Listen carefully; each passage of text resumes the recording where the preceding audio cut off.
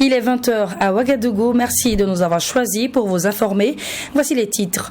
Les membres de l'Union nationale des établissements d'enseignement privé laïque UNEPEL ont adopté ce 10 février 2022 à Ouagadougou un plan stratégique de développement.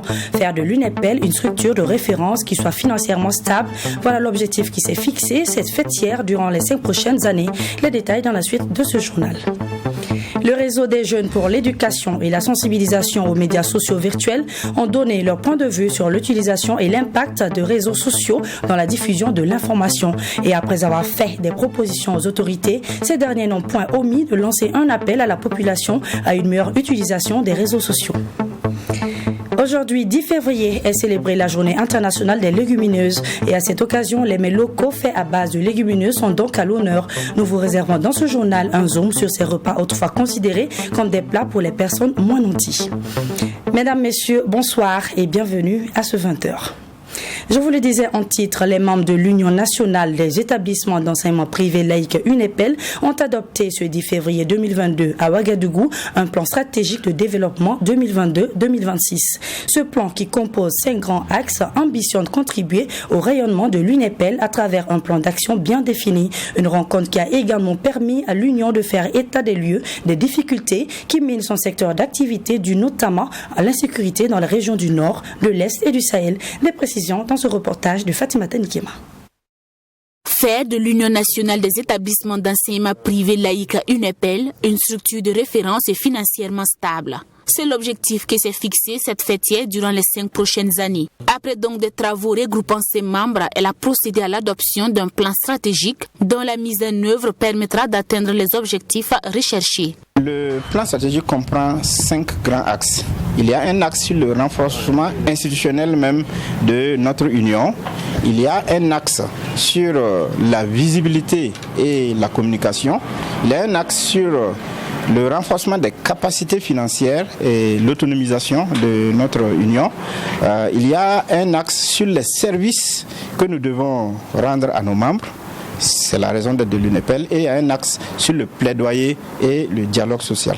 Et pour une mise en œuvre efficiente du plan stratégique, les participants ont adopté un plan d'action, chose qui comprend des projets et activités inscrits dans les différents axes. En ce qui concerne les différents axes, il y a donc un programme d'activité sur les 5 ans concernant chacun des axes. Ce sont des activités qui seront menées à hauteur de 900 millions de francs CFA. Je ne peux pas détailler l'ensemble des activités ici, mais il y a un programme d'action qui est concret avec des indicateurs, des délais d'exécution et un budget qui est adopté. Cette rencontre du jour a également permis à l'Union de faire l'état des lieux des difficultés qui minent son secteur d'activité, notamment la fermeture des établissements due à l'insécurité dans la région du Nord, de l'Est et du Sahel. Notons que l'Union nationale des établissements d'enseignement privé laïque regroupe aujourd'hui 1300 fondateurs. Des notes de services internes, parfois confidentielles, ont vite fait le tour de la toile, faute d'inattention ou pas. Une situation que déplore le réseau des jeunes pour l'éducation et la sensibilisation aux médias sociaux virtuels. Pour ce faire, ces derniers ont tenu une conférence de presse ce jeudi 10 février 2022. Après avoir donné leur lecture sur l'utilisation et l'impact des réseaux sociaux dans la diffusion de l'information, le réseau a aussi fait des propositions aux autorités actuelles. Ils invitent par ailleurs la population à une meilleure utilisation des réseaux sociaux. Reportage Mamidriana Kamabou. La très grande influence des médias sociaux fait d'eux de contre-pouvoirs très puissants, de moyens de diffusion rapide de l'information à travers le monde. Des notes de services internes, parfois confidentielles, ont fait le tour dans la toile en un clic et à une fraction de seconde.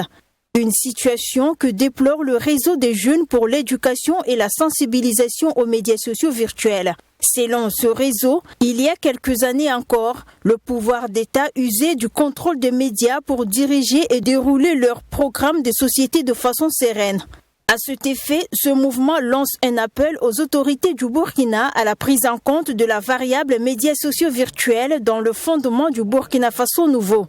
Il interpelle par ailleurs les dirigeants actuels à la mise en place d'un comité national de veille sur les publications nationales et internationales en lien avec la sécurité de l'État et aux visées déstabilisatrices, à former les différents gestionnaires des pages officielles des institutions de l'État et des comptes officiels des personnalités publiques de l'État.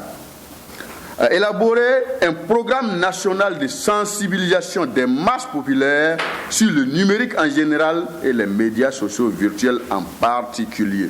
L'impact de l'utilisation abusive des réseaux sociaux entraîne souvent également la publication de fausses informations. Parfois, des informations administratives sont publiées à la hâte sans le sceau du premier responsable.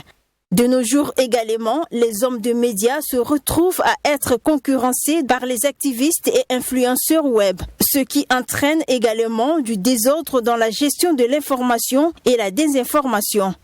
À cette première sortie médiatique du réseau, ces derniers interpellent la population. Nous lançons un appel pressant à la responsabilité dans nos publications sur les médias sociaux virtuels. Nous l'invitons à une coordination des informations d'alerte sur le plan sécuritaire en véhiculant des informations contributives à l'efficacité des forces de défense et de sécurité. Des dénonciations vérifiables dénudées de toute volonté de nuire et inscrites dans la logique de l'intérêt supérieur de la nation. Conscient que c'est dans l'éducation et la sensibilisation aux médias sociaux que les choses peuvent changer dans le bon sens, le réseau des jeunes pour l'éducation et la sensibilisation aux médias sociaux virtuels invite l'ensemble de la population à des comportements civiques et responsables au contenu des plateformes virtuelles. Nous marquons un arrêt à Bobo-Dioulasso où la mise en place des délégations spéciales a fait des gorges chaudes. Les associations Faso, Kunaolo Debout et Codesa BF dénoncent une opacité dans le processus de choix des représentants de la société civile dans ces instances. Ces deux structures ont donné de la voix hier à la place Tiefo Amoro et appellent le MPSR à ouvrir l'œil et le bon. Notre correspondant sur place, Joseph Koudougou. Les OSC membres du collectif de défense de la souveraineté africaine Codesa BF ont manifesté ce 9 février leur mécontentement vis-à-vis du processus de mise en place de la délégation spéciale dans les hauts-bassins. À en croire le collectif, les OSC n'ont pas été consultés avant le choix de leurs représentants pour siéger dans la dite délégation. Ils réclament donc de nouvelles têtes au sein de l'instance. Nous avons remarqué que ceux qui sont en train de recevoir les dossiers sont les anciens membres du régime passé. La chose sur laquelle nous ne sommes pas contents. La jeunesse actuellement n'a pas été appelée. Les OSC également. Ça veut dire toutes les couches sociales qui concernent les hauts bassins n'ont pas été appelées, ils n'ont pas pris en compte ces membres-là pour réellement et mettre en place cette délégation spéciale. Donc réellement nous demandons à MPSR de prendre ses responsabilités et réellement revoir les choses. C'est une fois de plus à dénoncer en fait les magouilles qui se déroulent au niveau de la région des hauts-bassins. Notamment, nous constatons que après la dissolution des collectivités, il y a quand même des anciens conseillers qui se sont regroupés en association et qui sont allés déposer des listes pour pouvoir faire partie de la délégation spéciale. Nous lançons un message au MPSR qui a dissous ces collectivités-là de travailler encore une fois de plus ici à permettre à tous les fils et les filles de la région de pouvoir également faire partie de cette délégation spéciale pour permettre également un bon changement au sein de la région. Les femmes du collectif de défense de la souveraineté africaine Codesa BF ont également souhaité une meilleure représentativité dans cette délégation spéciale. On n'a même pas appelé les femmes. Ils n'ont pas appelé. S'ils ont appelé les dames, nous on ne sait pas qui. Comment même ça a été procédé, Dieu seul sait. Normalement, si c'est logique, ils devaient appeler tous les OSC. On va venir s'asseoir, discuter. Après, chaque OSC part déposer son dossier. Ils ont recruté les gens pour la délégation spéciale à Bobo. Qui a appelé les OSC? Nous, on ne veut pas être surpris de voir les anciens conseillers municipaux des arrondissements là retravailler encore dans cette commune-là. C'est des gens qui ont suffisamment pillé la terre ici. On ne veut plus les revoir en train de diriger les communes ici. Ils ont dissous vraiment les conseillers municipaux là. Cet recrutement des OSC pour la gestion des communes là, on doit aller déposer les dossiers là au camp. Le collectif demande au MPSC d'impliquer davantage la population en vue de mener des enquêtes sur la probité des personnes qui seront désignées pour siéger dans la délégation spéciale pour le compte de la commune de Bobo-Dioulasso. Retour à Ouagadougou, je vous l'annonçais plus haut, aujourd'hui 10 février est célébrée la journée internationale des légumineuses. Désormais incontournables, les mets locaux faits à base de légumineuses font de plus en plus partie des menus lors des réceptions, des différentes cérémonies et même sur les tables dans les familles, cela peu importe le rang social. Une équipe de Watt FM et Tweet TV a donc fait un zoom sur ces repas qui étaient autrefois considérés comme des plats pour les personnes moins nanties. Reportage signé Fatima Tanikema. C'est un plateau de repas constitué de mets locaux que nous découvrons dans ce restaurant spécialisé dans la préparation de plats typiquement burkinabés. Ici, on fait la promotion des repas cuisinés à base de légumineuses. Et ce sont plusieurs recettes qui sont proposées aux clients à chaque fois que le soleil se retrouve au zénith. Parmi ces plats, le gaoré, dont raffolent de nombreux clients. Le gaoré est fait à base de petits milles. Il y a plusieurs sortes de mélanges. On peut faire à base de petits milles, du riz, du fonio, du haricot et du couscous. Même le couscous arabe, on peut le faire à base de couscous arabe. Depuis 2 ans, la commercialisation de ces mets constitue la principale source de revenus de Dambama. Donc, les recettes ne sont plus un secret pour elle. On mélange les feuilles de haricot maintenant aux céréales qu'on veut utiliser. Puisqu'on les écrase, on écrase d'abord les céréales et maintenant on paye les feuilles de haricot qu'on pile. Moi je préfère piler parce que quand on écrase au moulin, ça n'a plus le même goût que quand c'est pilé. Donc on pile et puis on fait le mélange et on passe à la vapeur. Ceux pour qui notre restauratrice prépare ces mets locaux sont des particuliers qui viennent payer pour le déjeuner ou des organisateurs d'événements heureux. Toute chose qui conforte Natacha Bama dans sa position. Je me rends compte que de plus en plus, les gens sont en train de revenir à tout ce qui est traditionnel. Parce que même lors des cérémonies, d'ailleurs, même lors des mariages et tout, quand on appelle, c'est juste pour commander les mets traditionnels. Et quand tu te rends compte que le riz est toujours posé, mais tout ce qui est traditionnel ne suffit pas. Donc c'est pour ça que j'ai décidé de revenir en arrière pour revenir sur les mets traditionnels. Les mets à base de légumineuses étaient autrefois considérés comme de la nourriture pour les familles moins nanties. Mais de nos jours, ce sont des plats qui sont rentrés dans les habitudes de consommation des Burkinabés et surtout très prisés lors des cérémonies. Un effet de mode ou une envie de la population burkinabé à valoriser les repas typiques du pays? Nous nous posons la question. Ce qui est certain, le Burkina Faso a décidé de faire de la promotion des légumineuses une priorité. En effet, un programme national de développement des légumineuses a été élaboré autour de 4 composantes pour un budget d'environ 15 milliards de francs CFA. L'association Bolo Barasso, spécialisée dans la fabrication d'œuvres d'art, est confrontée à des difficultés suite à la pandémie de Covid-19. Elle dit avoir perdu une bonne partie de sa clientèle, mais pas moyen pour les membres de baisser les bras. Ils tentent coûte que coûte de trouver des portes de sortie en utilisant la nouvelle technologie pour faire vendre leurs produits. Une équipe de Tweet TV était au siège de l'association ce 10 février 2022. Abdoulrahim Nienye pour le compte-rendu. Au siège de l'association Bolo Barasso, les artisans sont spécialisés dans la fabrication d'objets made in Burkina. Des tables, des chaises, des fauteuils, des chaussures et des sacs avec la matière première locale. Ces sacs sont confectionnés à base de peaux d'animaux. Je fabrique les sacs en cuir, les ceintures, les pochettes, et tout ce qui est faisable avec le cuir, nous les utilisons avec les peaux de chèvre et de mouton. Bon, il faut d'abord tanner la peau, puisque la peau vient d'abord brute. Il faut essayer de le tanner, laver, teinter, rendre ça souple et brillant avant de commencer à couper. C'est là maintenant on peut les rassembler pour avoir ce que nous voulons, comme sac, comme ceinture et autre chose, quoi. Créée il y a de cela une décennie, l'association traverse ces derniers temps le moment le plus difficile de sa vie. La pandémie à coronavirus, ajoutée à la crise sécuritaire, a fait perdre à l'association une bonne partie de sa clientèle, constituée essentiellement d'expatriés. Actuellement, si on sincèrement dit, la caisse est vide parce que depuis l'année passée, rien ne bouge. Compte tenu du Covid, là, on n'a plus de clients, il n'y a pas de visiteurs. Vous-même, quand vous êtes venu depuis là, est-ce que vous avez vu un client planer ici? Le pays aussi, qui traverse le problème de djihadistes là, ça fait qu'on n'a plus d'étrangers aussi. C'était nos clients aussi qui ne viennent plus. Donc, le problème est vraiment difficile à gérer actuellement. Ça fait que vraiment la caisse est vide, il n'y a rien même. On ne sait pas comment gérer même pour s'en sortir parce qu'il n'y a pas de clients. La situation commande une résilience de la part des artisans. Ils utilisent désormais d'autres plateformes pour faire la promotion de leur création et toucher la clientèle. Au lieu qu'on mette tout sur le Covid, c'est à nous de voir pour trouver des solutions alternatives.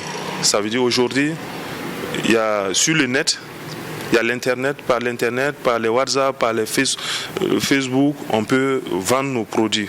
On peut chercher la clientèle par ça. On n'a pas plus besoin que les clients se déplacent, mais c'est nous devons nous déplacer vers les clients pour approcher les clients d'une autre manière. L'autre aspect qui réjouit ces artisans de l'association Borobarasso, c'est l'intérêt que les Burkinabés accordent de plus en plus aux produits locaux. Aujourd'hui, avec l'Internet, avec les voyages, avec les échanges des Africains, des Burkinabés qui sortent du pays, quand ils reviennent, ils disent leur culture, ce qui est fait chez eux est mieux. Parce qu'ils ont essayé ce qui venait de l'extérieur, ils n'ont pas eu satisfaction. Mais aujourd'hui, ils ont reconnu qu'au Burkina, il y a des bonnes choses qui sont faites. Donc ils sont en train de revenir à nos valeurs. Voilà. L'association Borobarasso a été créée en août 2010 et son objectif est de promouvoir le développement du secteur artisanal et assurer l'employabilité des populations vulnérables. Elle regroupe des artisans issus du village artisanal de Ouagadougou qui ont perdu leur place en 2014. Culture, l'artiste, batteur et chanteur Moïse Ouattara a tenu une conférence de presse ce mardi 8 février 2022 à l'Institut français de Ouagadougou. Un rendez-vous avec la presse qui avait pour but de leur présenter son nouvel album intitulé Tlekura ou encore Nouveau Soleil en Djoula. L'artiste lance son album ce vendredi et un concert est prévu le samedi prochain à l'Institut français de Ouagadougou. Yassine Sawadgo nous en dit plus. L'espoir, la tolérance, l'égalité et le pardon, ce sont entre autres les thématiques abordées dans ce nouvel album baptisé Tlekura de l'artiste Moïse Ouattara.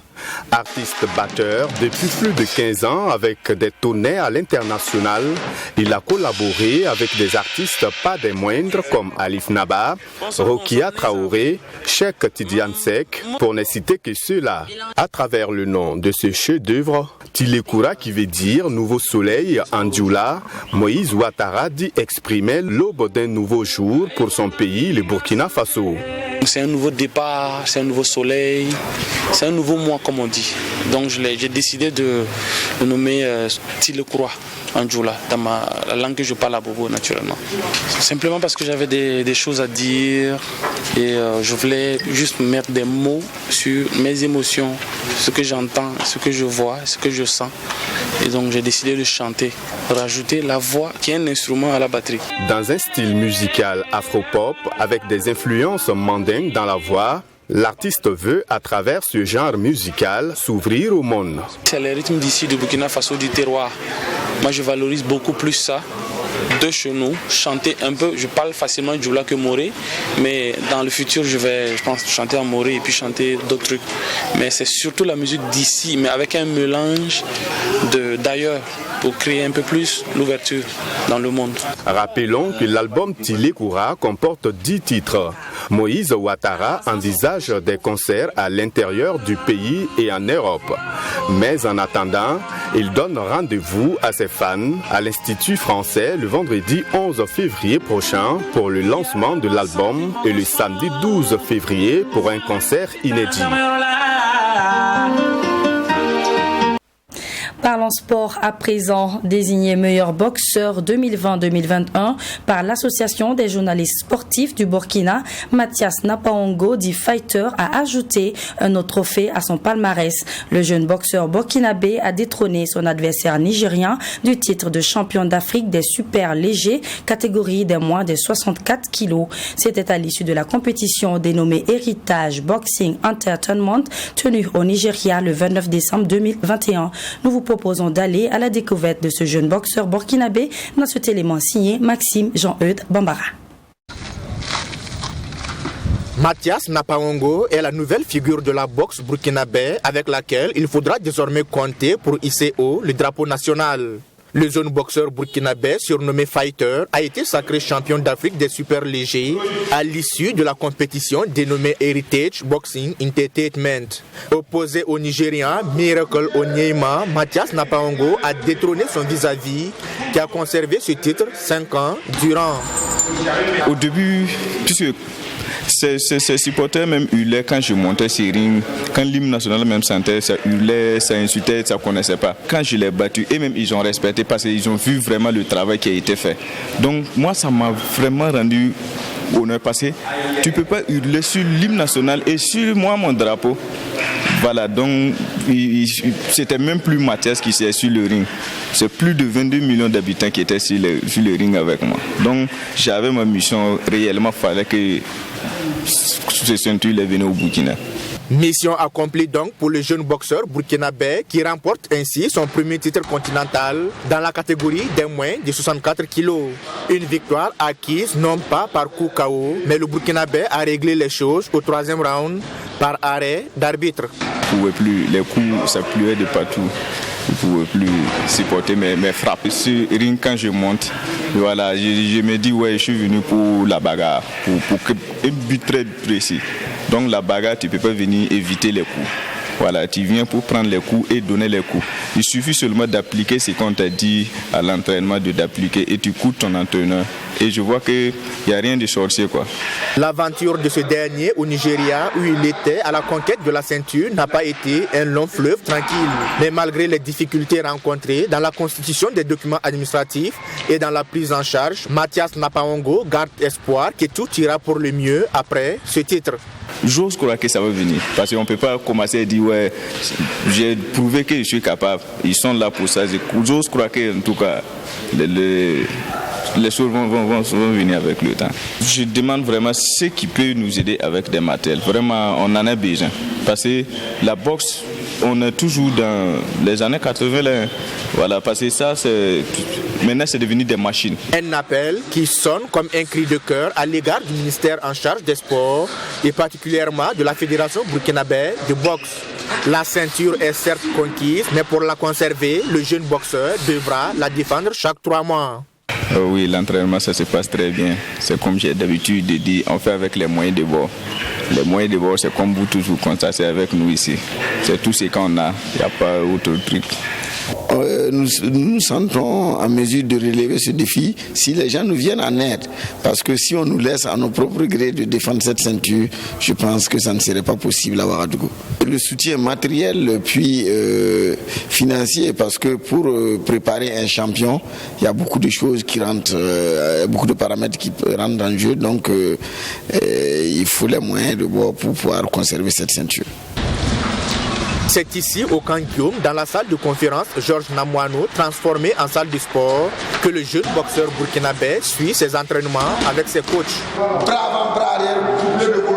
B ne fait que se défendre. Malgré la modestie des moyens, la détermination du fighter reste ferme.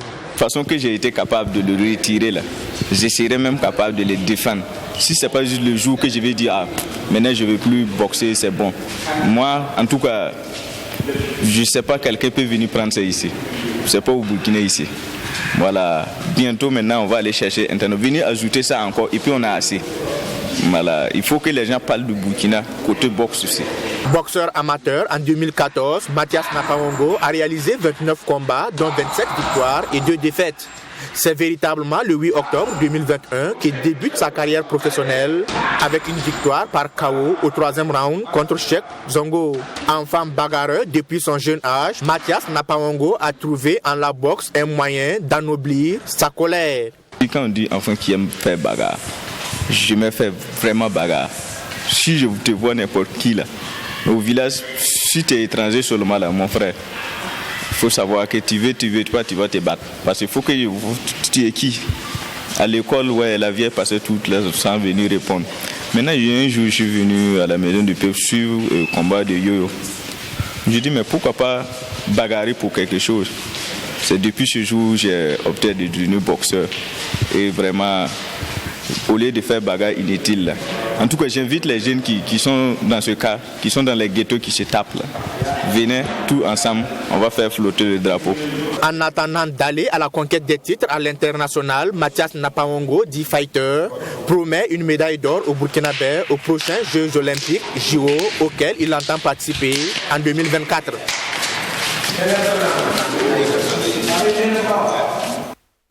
Hors de chez nous, avant de clore ce journal, la présidente de la Commission européenne a annoncé jeudi à Dakar que l'Europe comptait mobiliser plus de 150 milliards d'euros d'investissement en Afrique dans les prochaines années. Dénommé Global Gateway, ce projet est le premier plan régional du programme d'investissement de l'Union européenne.